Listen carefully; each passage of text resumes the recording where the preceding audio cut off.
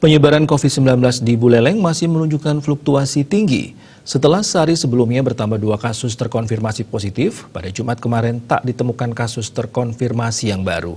Demikian juga pasien sembuh jumlahnya masih sama dengan data sebelumnya.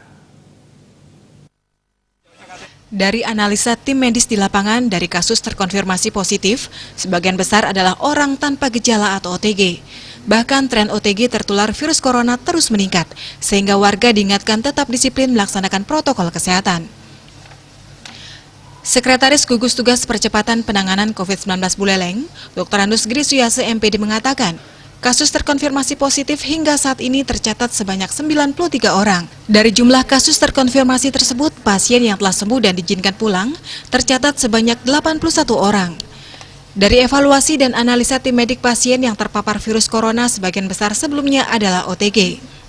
Para OTG yang terinfeksi ini ada yang ditemukan berdasarkan hasil tracing dari kasus terkonfirmasi positif sebelumnya. Selain itu, kasusnya ditemukan ketika OTG sendiri saat memeriksakan kesehatan ke puskesmas dan rumah sakit, namun setelah dilakukan rapid test, antigen hasilnya reaktif. Kemudian tim medis menindaklanjuti dengan tes spesimen swab PCR, kemudian hasilnya dinyatakan terkonfirmasi positif virus corona. Di awal munculnya kasus terkonfirmasi positif dan menunjukkan gejala kemudian di rapid test dan swab, kemudian menjadi pasien dalam pengawasan atau PDP.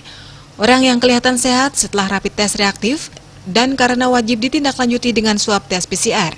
Hasilnya positif. Menyusul kemunculan tren ini, birokrat asal desa Tejekule, Kecamatan Tejekule ini mengingatkan warga untuk tetap waspada dan tetap menjaga tingkat imunitas tubuh. Dia pun menghimbau penerapan protokol kesehatan harus dilakukan dengan disiplin tinggi. Dengan cara-cara tersebut, penularan virus corona di daerahnya bisa dikendalikan. Komang Mudarte, Bali Pos melapor.